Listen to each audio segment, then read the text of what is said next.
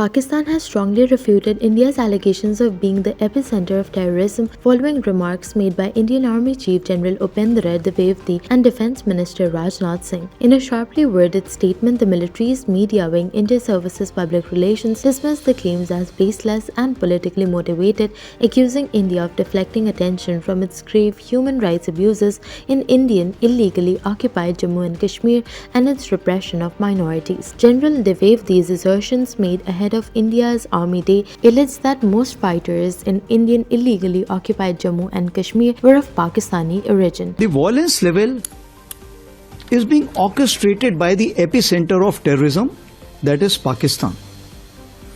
If it is so, is the word helping us in kind of controlling this epicenter in any way?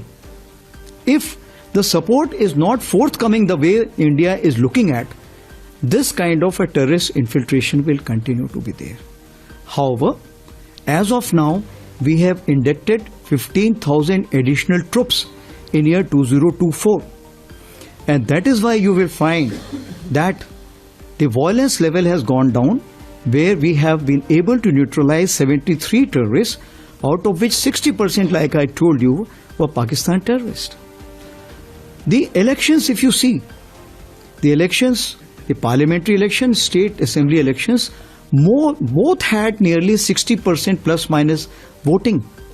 It means that as far as the local population is concerned, local population is going with the peace. Pakistan's military countered, stating that such claims reflect India's default narrative to shift blame for indigenous resistance to its state-sponsored brutality in Kashmir. The ISPR also highlighted the arrest of Indian spy Kulbhushan Jadhav in 2016, who admitted to orchestrating terror attacks in Pakistan as a reminder of India's own actions. The Foreign Office also rejected Defence Minister Singh's remarks, which called for dismantling Pakistan's alleged terror infrastructure. Pakistan reaffirmed that Jammu and Kashmir remains an internationally recognized disputed territory, with its final status to be determined by UN resolutions and the will of the Kashmiri people.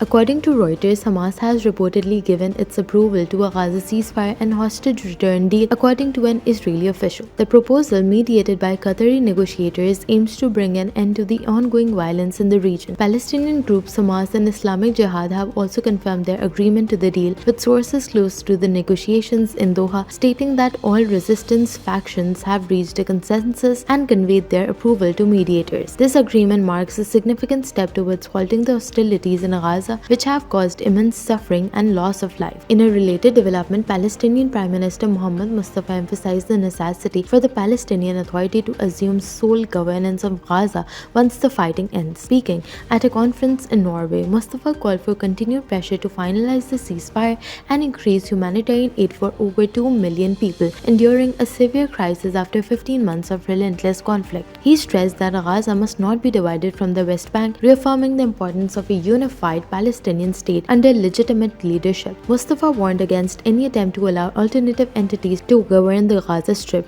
reiterating the Palestinian Authority's rightful role. According to Reuters, China has cautiously embraced the influx of TikTok users who have moved to the Chinese social media platform RedNote, known as Xiaohongshu. With the looming US ban on TikTok, many American users have turned to RedNote, a lifestyle platform popular for beauty tips and food recommendations. In an unexpected turn, RedNote has become a bilateral channel for US-China cultural exchanges. Chinese users have warmly welcomed the newcomers with selfies and messages discussing common topics like pets, food, and tourism. Chinese state media have supported this trend, emphasizing the strengthening of cultural ties. However, not all Chinese users are pleased. Some have criticized the growing US presence, while nationalist bloggers have warned against Western influence, accusing American users of subtly promoting propaganda. Despite these concerns, RedNote's open registration, unlike China's other platforms with strict local user requirements, has made it an attractive option for foreigners.